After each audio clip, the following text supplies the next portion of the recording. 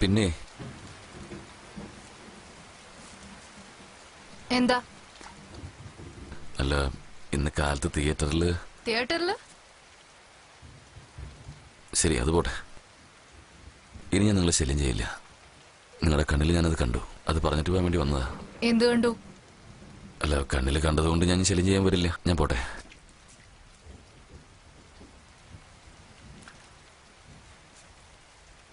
ഇപ്പൊ വേറൊന്നും കൂടി കണ്ടല്ലോ.